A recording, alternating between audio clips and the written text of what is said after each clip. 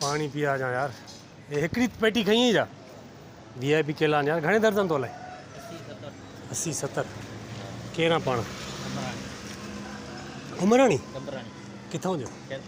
खैरपुर मीरज जो। सही रोज़ी थिए थी पंहिंजो तो हाणे न इहो?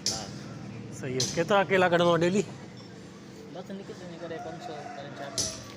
400-500 निकिरी था वञनि हिकु ॿी ॿिए ताईं।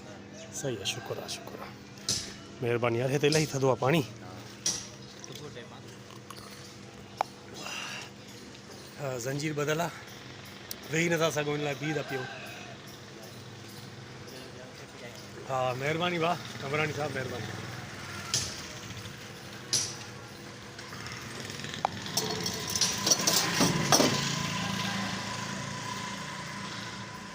ये कंहिं हिन घर वारे सवाब जे ख़ातिर लॻायो आहे, सुठी ॻाल्हि आहे।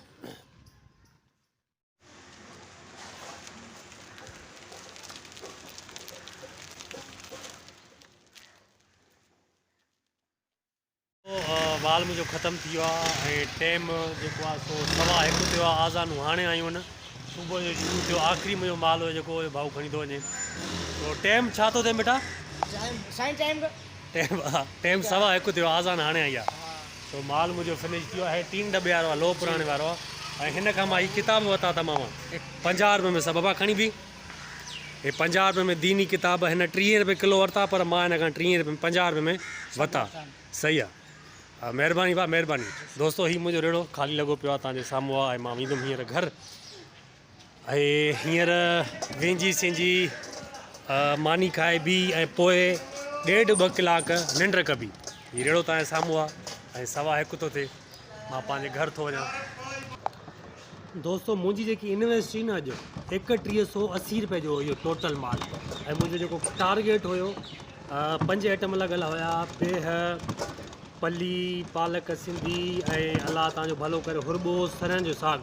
मुंहिंजो टारगेट हुयो त मां इन्हनि सभिनि आइटमनि मां हिकु आइटम मां 150 रुपया कमाईंदुसि। तो अलाह शुक्र आहे, उहो मुंहिंजो टारगेट बिल्कुलु सही दुरुस्त साबित थियो। ऐं मां 650 रुपया कमाया, यानी 650 रुपया 1:15 बजे ताईं कमाए वञा थो पियो। ऐं 6:30 मां ही 50 रुपए जा किताब वरिता आहिनि तव्हांजे आॾो। ऐं आज़ान बि किथे किथे अचे थी, मूंखे त ॿुधण में अचे थी, तव्हांखे शायदि न ईंदी हुजे।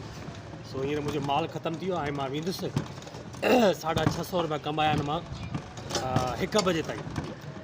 सो वॾी वॾी महिरबानी तव्हांजी। लख थोरा नौजवान जेके बेरोज़गार आहिनि उन्हनि खे गुज़ारिश आहे त उथो। मां त 650 रुपया अॼु कमाया आहिनि। तव्हां केतिरा था कमायो पंहिंजी फैमिलीअ जे लाइ?